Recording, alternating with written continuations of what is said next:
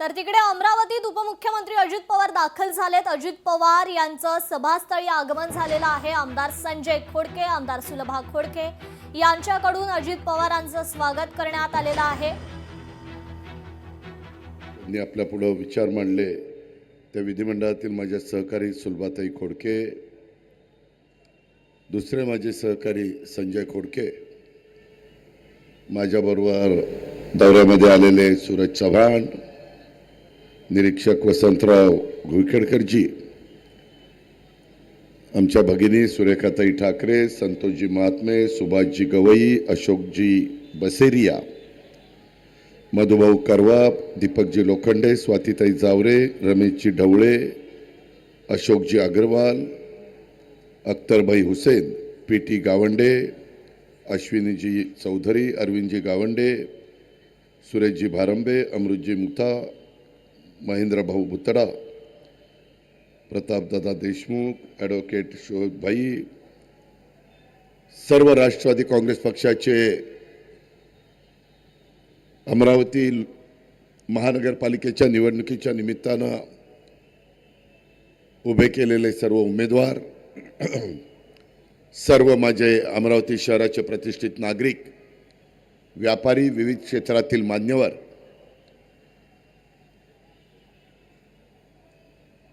माझे पत्रकार मित्र, बंधू भगिनींनो, माझ्या तरुण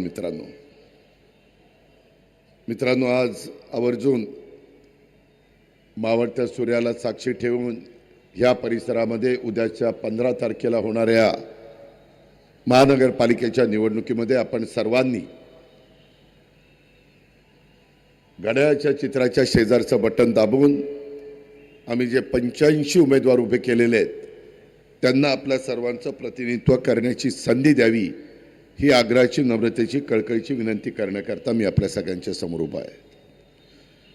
मित्रांनो, अमरावतीच्या या पवित्र भूमीमध्ये माता अंबादेवी, कौंडण्यपूरची माता रुक्मिणी, सालबर्डीची भगवान शिव, वेदपूरचे हनुमानजी यांच्या चरणी सुरुवातीलाच मी नतमस्तक होतो। संत तुकडोजी महाराज, संत गाडगेबाबा, संत गुलाबराव महाराज, श्री चक्रधर स्वामी, मुसळखेड्याचे संत यशवंत महाराज या महामानवांना मी अभिवादन देखील करतो।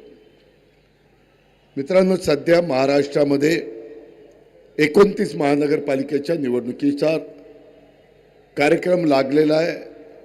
मोठ्या प्रमाणावर आरोप प्रत्यारोप आणि आमच्या विचाराच्या लोकांना का निवडून द्यायचं हे सांगण्याचा प्रयत्न विविध राजकीय पक्षाचे लोक करतात।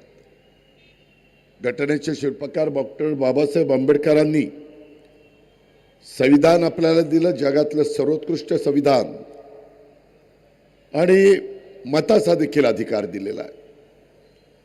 आम्ही नेहमी सांगतो की छत्रपती शिवाजी महाराजांनी हिंदवी स्वराज्याची स्थापना करत असताना 18 पगड जाती 12 बलुतेदारांना बरोबर घेऊन ते राज्य उभं केलं, रयतेचं राज्य केलं। हा इतिहास आपण सगळ्यांनी ऐकलेला आहे, वाचलेला आहे, अनुभवलेला आहे। आणि हे सगळं होत असताना आपल्याला त्याच रस्त्याने गेलं पाहिजे। आमची हीच भूमिका आहे की आपण सगळ्यांनी शिवशाहू फुले आंबेडकरांच्या विचारधारेने पुढे गेलं पाहिजे। आता बोलत असताना मी सुलभाताईंचं भाषण फार बारकाईने ऐकत होतो। ते साधारण त्यांना आपल्या सगळ्यांचं प्रतिनिधित्व करण्याची संधी मिळाल्यानंतर त्यांनी आम्हा लोकांच्या मदतीनं, सरकारच्या मदतीनं जी काही कामं जवळपास 3275 कोटी रुपयाची केली मागच्या पंचवार्षिकमध्ये, ती सांगण्याचा प्रयत्न केला। आता आम्ही पुन्हा सरकारमध्ये आहोत, पुन्हा आपल्याला विकास करायचा आहे। तो विकास करत असताना मला जो 35 वर्षाचा अनुभव आहे, मी पिंपरी चिंचवड महानगरपालिकेचा चेहरा मोहरा बदलून महाराष्ट्राला दाखवलेला आहे। 10 वर्ष पुणे महानगरपालिका माझ्याकडे होती। मी अनेक नगरपालिका उत्तम पद्धतीने त्या ठिकाणी तिथला सर्वांगीण विकास करून दाखवलेला आहे। बंधू भगिनींनो, मी कामाचा माणूस आहे.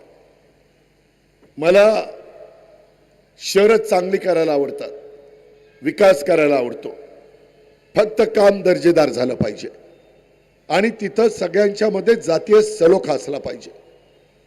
मी महाराष्ट्रामध्ये अनेक वर्ष काम करत असताना बघितलं, काही लोक स्वतःची राजकीय पोळी भाजण्याच्या करता समाजामध्ये अंतर निर्माण करण्याचं काम करतात, तेढ निर्माण करण्याचं काम करतात. परंतु त्याचा खरा फटका कुणाला बसतो तो गरीबाला बसतो. ज्यांचं दिवसभर काम केल्यानंतर संध्याकाळी चूल पेटती, असा माझा गरीब माणूस त्याच्यामध्ये भरडला जातो.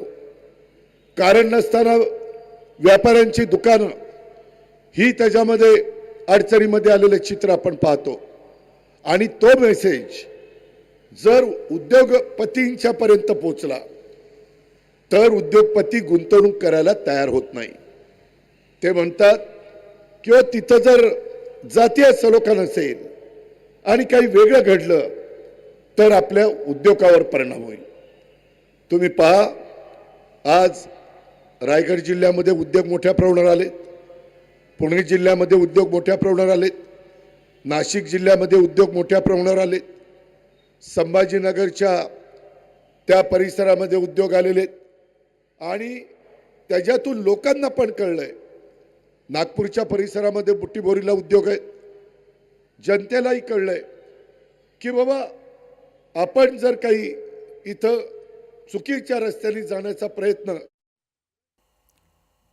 तर उपमुख्यमंत्री अजित पवार हे अमरावतीत त्यांची प्रचार सभा सुरू आहे. पुन्हा आपल्याला विकास करायचा असे आहे. मी अनेक नगरपालिकेचा उत्तम विकास केलेला आहे असा विश्वास त्यांनी यावेळी व्यक्त केलेला आहे.